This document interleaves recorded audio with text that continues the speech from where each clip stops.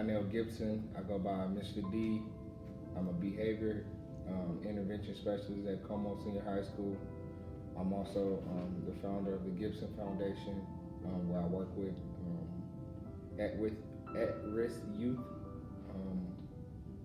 and particularly dealing with a lot of underserved kids out of the community.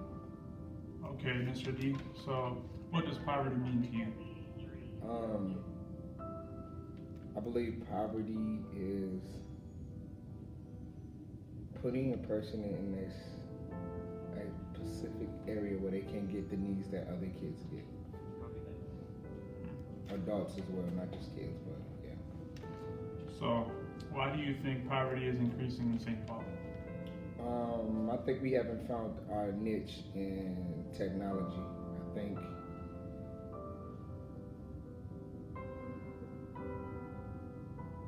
there's a lot of opportunities that are not given here to empower what's already here. Most of the jobs are out or get you to go to the suburbs, which is taken away from St. Paul a lot. Does poverty affect your social life, or affect social life at all? Yes, it do. Reason it does is because a lot of people don't know how to code switch, and the reason I say code switch is with being here and then going somewhere else and feeling like they're not themselves, so they'll stay where they feel comfortable at. So a lot of my friends will not go to a social hour out in Wayzata or something like that because they don't feel more accepted. So do you think poverty affects your education at all? Yeah, of course. I believe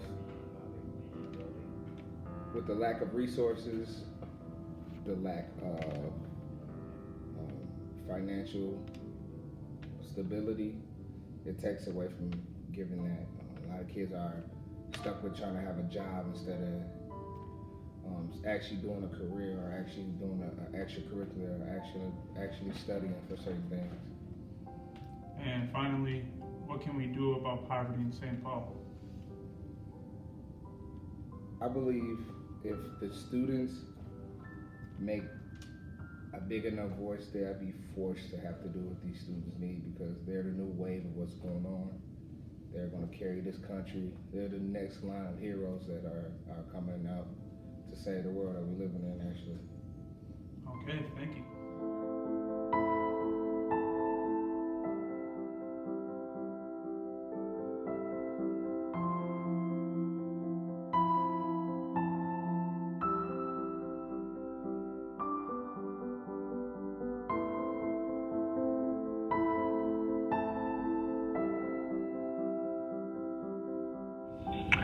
Okay, my name is Mary Kay Murray Boyd. I am a community elder, retired, and I do a lot of volunteering and some consulting in education and human services. Okay, so why do you think there's so many kids in poverty in St. Paul?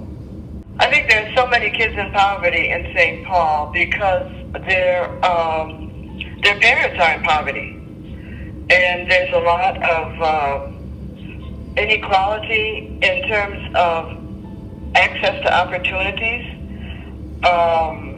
Their parents might have very low wage jobs or no job at all, or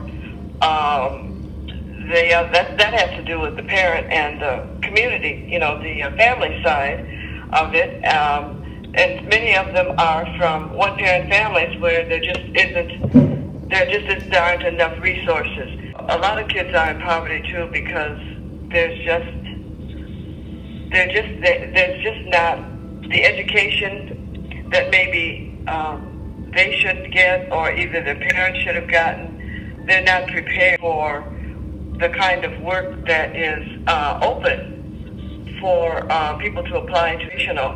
Poverty too, where people have lost hope, and so they don't even parents are not even trying to get into the job market anymore. And then we also have a lot of parents who are incarcerated, and also drugs, and their grandparents that are raising grandchildren on their limited income from retirement. Okay, and How does being in poverty affect kids in St. Paul? Yeah, it does. It affects them. And if you're hungry, your brain is not really very alert.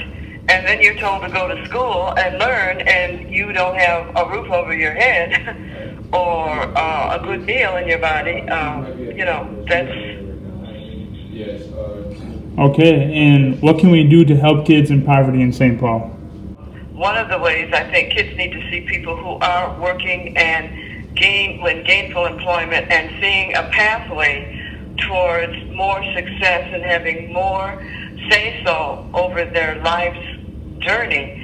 And for the young people also to take advantage of learning opportunities, be they in school or outside of school, even looking for ways to learn so that they themselves can become employed and they can also have better access to opportunities. We've got to be prepared. It's kind of a mindset too. Motivation has a lot to do with it. I mean, there are many people from my generation, we didn't really realize that we were in poverty, but we had family support, we had community support, and the expectation was that we were going to do better than the last generation and not stay in poverty. So there has to be, I think, this desire and this motivation to not stay in poverty. Even though there are laws and policies that work against you, you got to educate yourself so that you can work against those policies and change them. But a lot of pressure from inside the system as well as outside, pressuring systems to work on behalf of children and families. All right, thank you.